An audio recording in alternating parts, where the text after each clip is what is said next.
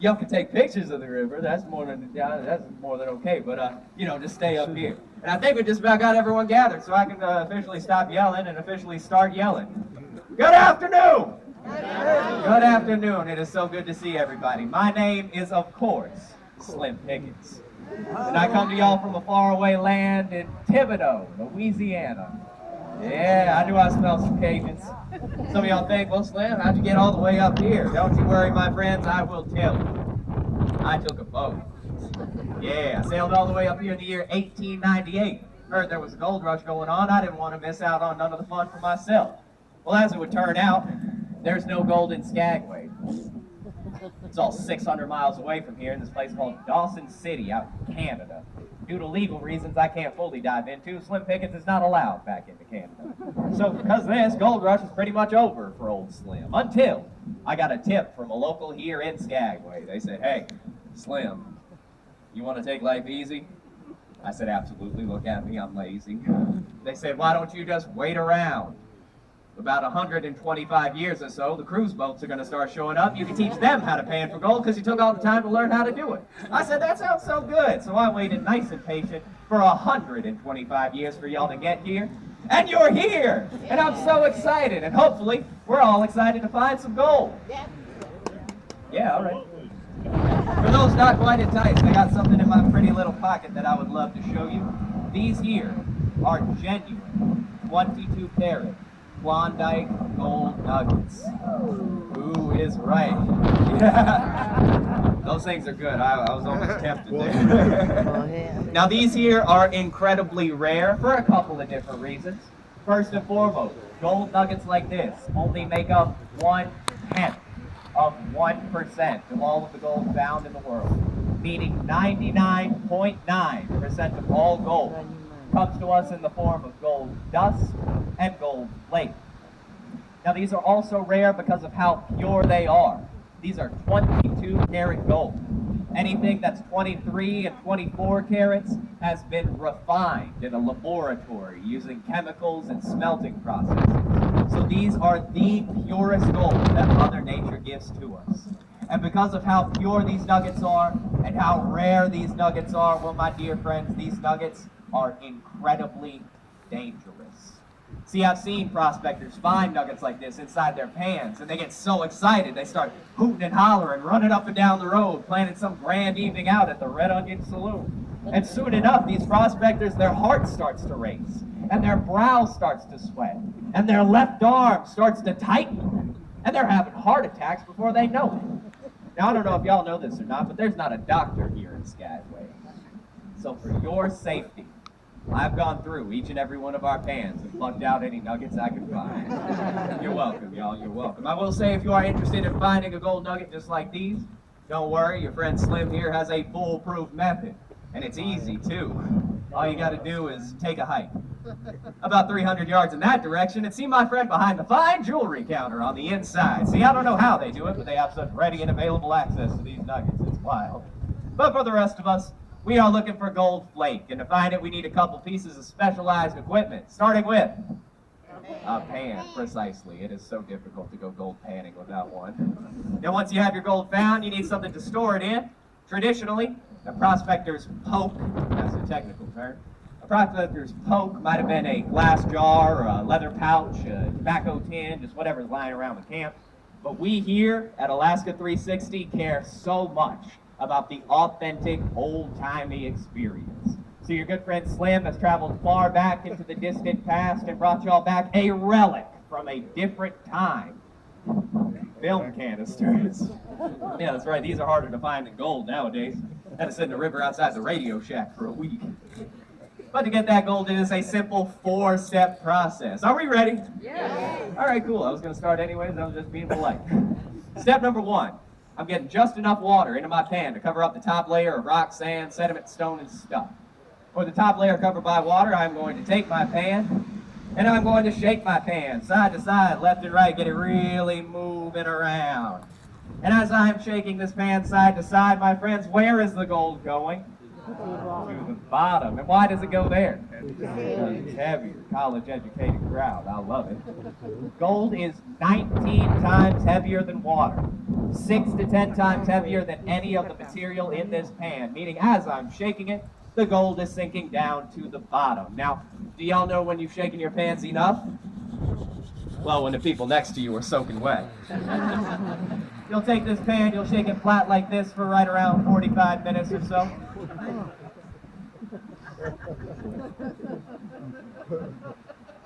Or about 60 seconds or so, just to make sure that gold has worked its way down to the flat bottom. Now, I don't know about y'all, flat bottoms don't do much for me, so we'll move to step number 2. Take the pan, tilting it ever so gently forward, and guess what? I'm gonna shake it again! And this time, as I'm shaking it, the gold is working its way down to the very bottom crease of the pan. And because this crease is now full of gold, I've decided to give it a cute little nickname. The Golden Crease. Real creative, I know. But now I've got a crease that's full of gold and a bunch of dirt sitting on top of it. And I need to get rid of that dirt. There's a couple of different ways that we can do this as prospectors. This here's my first method. I call it the Pickens technique. Yeah. What time do y'all have to be back on the boat? We'll speed this up a little bit. So step number 3. I'm going to hold the pan at a steep enough angle that the water begins to pour away. I'm going to push the pan into the water, pull the pan back out. Ah! Settle down. The only thing that leaves the pan is the top layer of material. Your gold remains perfectly safe at the bottom of the pan. Watch again. Steep angle. Follow, push in, pull back out. After every couple of dunks, you want to do a safety shake, so that way the gold sinks back down into that golden crease. But you'll repeat the dunk and shake, and dunk and shake, and dunk and shake. Say it with me. Dunk and shake. Okay, now stop. That was weird. Until you get down to right around 2 tablespoons of material. Now, those of us who have never baked a day in our lives, 2 tablespoons is a little bit of material. Once you're down to that last little bit, you are ready to reveal your Klondike Gold, which we will do with step number 4, the golden swirl. I love my job. Simply put, all I'm doing is taking the pan, tilting it up towards myself so that the sand sits at the top side of the pan and the water sits down at the bottom side. And I'm going to use that water to rinse the sand from the top down and away, one wave at a time, slowly revealing my Klondike Gold label. Take a look at that, y'all. Isn't that amazing? I said, isn't that amazing? Yeah! That's right. Thank you so much. Thank you so much. Now this here is exactly the size of gold flake that we are looking for in our pans today, my friends. These nice, big, beautiful flakes. Though I will make a bit of a disclaimer. This in here was Slim's demonstration dirt. Your results are going to vary a bit. But y'all will be finding some gold, and when you find that gold, you need to collect it. To collect it, you need a finger. You're going to take this finger, you're going to dry it off either on your clothes or your neighbor's clothes, or if you're feeling civil, we've even got towels at the tables. Dry your finger off. Press it to the gold. You'll notice the gold sticks to you. Any of y'all like James Bond? You'll take your gold finger, hold it over the top of your poke. Listen carefully. Tap your finger.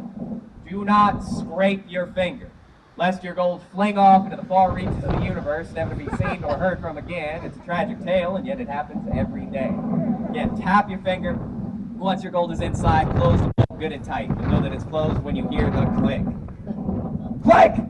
And you'll take the poke up to the assayer's office. One of my assayers will weigh it out for you, tell you just about how much it's worth. And heck, we even give you the option to put it into a nice display and show it off to the friends at home.